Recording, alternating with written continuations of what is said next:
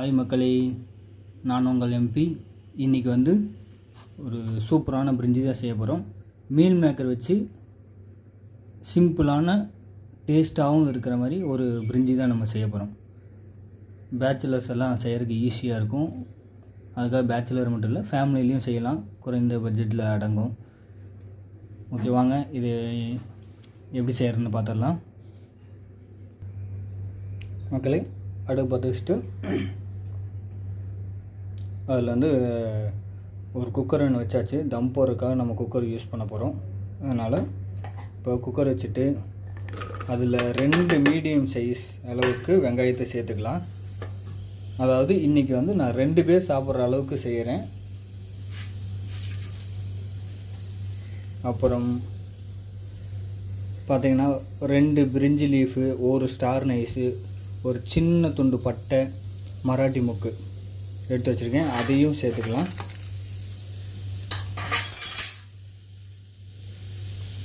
சேர்த்துட்டு இதில் ஒரு 75 ml அளவுக்கு ஆயில் சேர்த்துக்கலாம். அதாவது தேவையான அளவு ஆயில் சேர்த்துக்கலாம்.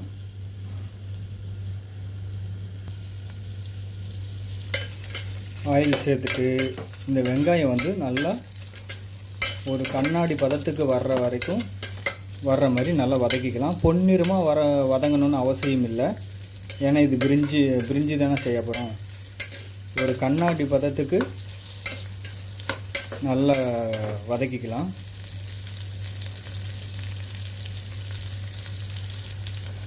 பாருங்கள், வெங்காயம் வந்து நல்லா கண்ணாடி பதத்துக்கு இந்த மாதிரி வந்துருச்சு. இது மாதிரி வதக்கிக்கிங்க. ரொம்ப பொன்னிறமாக வரணும்னு அவசியம் இல்லை. கண்ணாடி பதத்துக்கு வந்தோடனே இது கூட நான் ஆல்ரெடி மீல் மேக்கரை வந்து சுடு தண்ணியில் ஒரு 10 நிமிஷத்துக்கு போட்டு நல்லா சாஃப்டாக வேக வச்சு எடுத்து வச்சுருக்கேன். அதையும் சேர்த்துக்கலாம். சேர்த்துட்டு இதையும் ஒரு 10 நிமிஷத்துக்கு இதை நல்லா அப்படியே கிண்டி விட்டுக்கலாம். 10 நிமிஷம் வேண்டாம், ஒரு 5 நிமிஷத்துக்கு மட்டும் இதை நல்லா அந்த வெங்காயத்தோட ஃப்ளேவர்லாம் இறங்கி மிக்ஸ் ஆகிற வரைக்கும் நல்லா கலந்து விட்டுக்கலாம். பாருங்கள், ஒரு 5 நிமிஷத்துக்கு கைவிடாமல் பிரட்டி விட்டாச்சு. இந்த டைமில் காரத்துக்காக ஒரு 4 பச்சை மிளகாய் சேர்த்துக்கலாம். சேர்த்துட்டு இது கூடவே வந்து ஒரு லேசாக கொஞ்சம் போல் ஒரு 5 விரலில் அடங்குற மாதிரி கொஞ்சமாக மல்லித்தலை வந்து சேர்த்துக்கலாம். அதே 5 விரல் அடங்குறாப்புல புதினா தலையும் சேர்த்துக்கலாம். சேர்த்துட்டு இதெல்லாம் நல்லா அந்த வெங்காய ஆயில்லையே எண்ணெயிலேயே நல்லா வதக்கிக்கலாம். பாருங்கள், மல்லி புதினாலாம் போட்டுட்டு நல்லா பரட்டி விட்டு ஒரு 2 நிமிஷத்துக்கு பரட்டி விட்டோம். நல்லா வதங்கிருச்சு. இந்த டைமில் தேவையான அளவு சால்ட் வந்து சேர்த்துக்கலாம். நான் ஒரு 1/2 டேபிள் ஸ்பூனுக்கு சேர்த்துக்கிறேன், எனக்கு கரெக்டாக இருக்கும். சேர்த்துட்டு அது கூடவே இஞ்சி பூண்டு பேஸ்ட்டும் ஒரு 1/2 டேபிள் ஸ்பூனுக்கு சேர்த்துக்கலாம்.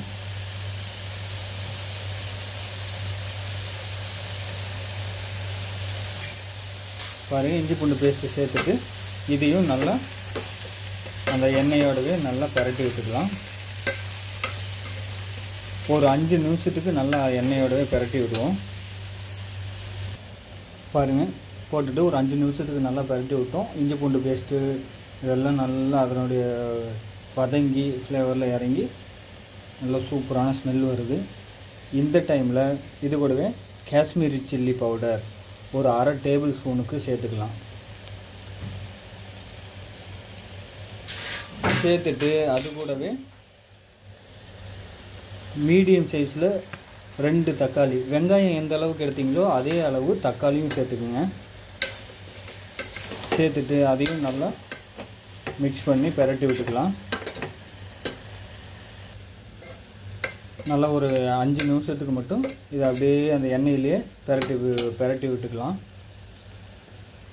இப்போது இந்த டைமில் நான் வந்து ஒரு 2 தண்ணி வாஷ் பண்ணி எடுத்து கழுவி ஊற்றிட்டு இந்த மாதிரி எடுத்து ஊற வச்சுருக்கேன். அரிசி. நீங்கள் வந்து பாசுமதி ரைஸு, சீரக சம்பா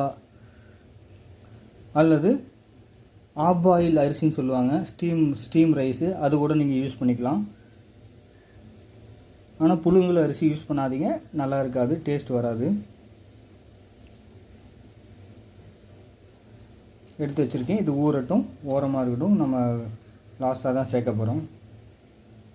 பாருங்கள், 5 நிமிஷமாக நம்ம இது எண்ணெயிலே போட்டு வதக்கினோம். இப்போ இந்த டைமில் தேவையான அளவு வந்து தண்ணி சேர்த்துக்கலாம். அதாவது அரிசி எந்த அளவுக்கு எடுக்கிறீங்களோ அதுலேயே டபுளாக நீங்கள் தண்ணி சேர்த்துக்கணும். அதாவது 1/2 கிலோ அரிசி எடுத்திங்கன்னா 1 லிட்டர் தண்ணி நீங்கள் சேர்க்கணும். டம்ளர் வைஸாக நீங்கள் எடுக்கும்போது டம்ளரில் எந்த டம்ளரில் நீங்கள் ஒரு 2 டம்ளர் அரிசி எடுத்திங்கன்னா எந்த டம்ளரில் எடுக்கிறீங்களோ அதே டம்ளர் கிளாஸில் 2 கிளாஸ் எடுத்திங்கன்னா 4 கிளாஸாக நீங்கள் தண்ணி சேர்த்துக்கணும். இப்போது இதை நல்லா தண்ணி சேர்த்துட்டு எல்லாமே மிக்ஸ் ஆகிற அளவுக்கு நல்லா கிண்டி விட்டுக்கலாம்.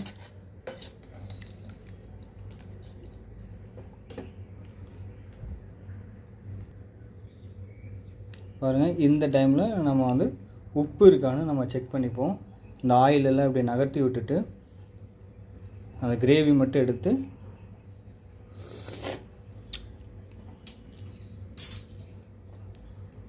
அடுப்பு வந்து ஹை ஃப்ளேமில் வச்சுக்கலாம். எனக்கு வந்து உப்பு பத்தலை, அதனால் நான் வந்து ஒரு 1/4 டேபிள் ஸ்பூனுக்கு நான் சேர்த்துக்கிறேன். நீங்கள் உங்களுக்கு தேவையான அளவு சேர்த்துக்குங்க. உப்பு வந்து கொஞ்சம் ஒரு பாயிண்ட் லைட்டாக அதிகமாக இருக்கிற மாதிரி உங்களுக்கு தோணணும். அப்போ தான் நீங்கள் பிரிஞ்சி செஞ்சு முடித்து கடைசியாக நீங்கள் சாப்பிடும்போது உப்பு கரெக்டாக இருக்கும். இப்போ ஹை ஃப்ளேமில் வச்சாச்சு. இது வந்து ஒரு கொதி வரட்டும், அதுக்கப்புறம் நம்ம ரைஸ் சேர்த்துக்கலாம். பாருங்கள், நல்லா ஒரு கொதி வந்துருச்சு. இந்த டைமில் நம்ம அலசி வச்ச அரிசியை வந்து சேர்த்துக்கலாம். பாருங்கள், அரிசி சேர்த்துட்டு இவர் அப்படியே இப்படி அரிசி இப்படி கண்ணாபின்னான்னு கலக்காமல் இதை அப்படியே மேலாவில் இப்படி ஓரமாக டிப் பண்ணி விட்டுருங்க. டிப் பண்ணிவிட்டு எப்போ தம் போடுறது அப்படிங்கிறத நான் சொல்கிறேன்.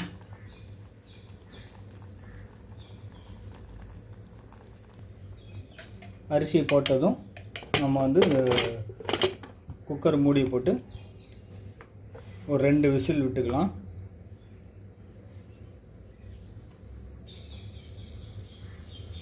ரெண்டு விசில் வந்ததுக்கப்புறம் பிரிஞ்சி எப்படி இருக்குன்னு பார்த்துருவோம் மக்களே. 2 விசில் விட்டு ஏர் வந்து ஃபுல்லாகவே ரிலீஸ் ஆகிருச்சு தானா. பாருங்கள், பிரிஞ்சி வந்து சூப்பராக அப்படியே கலர்ஃபுல்லாக வந்து தண்ணி இருக்கான்னு பார்த்துக்கலாம். இப்படி ஓரத்தில் இப்படி ஓரமாக இப்படி ஒதுக்கிட்டு பார்த்தீங்கன்னா தெரியும், தண்ணி இல்லை, நல்லா ட்ரை ஆகிருச்சு. பாருங்கள், சூப்பராக வந்துருச்சு பிரிஞ்சி. அரிசி வந்து ஒன்றோட ஒன்று ஒட்டாமல் நல்லா உதிரியாக சூப்பராக இருக்குது. பார்த்திங்கனாலே தெரியும், அருமையாக இருக்குது. சும்மா வாசனையும் நல்ல கம்மன்னு நம்ம இந்த ஸ்ட்ரீட்லலாம் செய்வாங்கள்ல பிரிஞ்சி, அது மாதிரி நல்ல வாசனையாகவும் இருக்குது, டேஸ்ட்டாகவும் இருக்கும். மக்களை இதே மெத்தடில் நீங்களும் சமைச்சு ஃபேமிலியோடு சாப்பிட்டு என்ஜாய் பண்ணுங்கள். அவுட்புட் எப்படி வந்ததுன்னு கமெண்ட் பாக்ஸில் மறக்காமல் கமெண்ட் பண்ணிடுங்க. அப்புறம் சேனலை வந்து மறக்காமல் எனக்கு சப்ஸ்கிரைப் பண்ணி சப்போர்ட் பண்ணுங்கள் மக்களே. வீடியோவுக்கு ஒரு தம்ஸ்அப் லைக்கை போட்டுவிட்டு சப்போர்ட் பண்ணுங்கள். இதேமாரி வேற ஒரு வீடியோவில் நம்ம மீட் பண்ணுவோம். வணக்கம் மக்களே.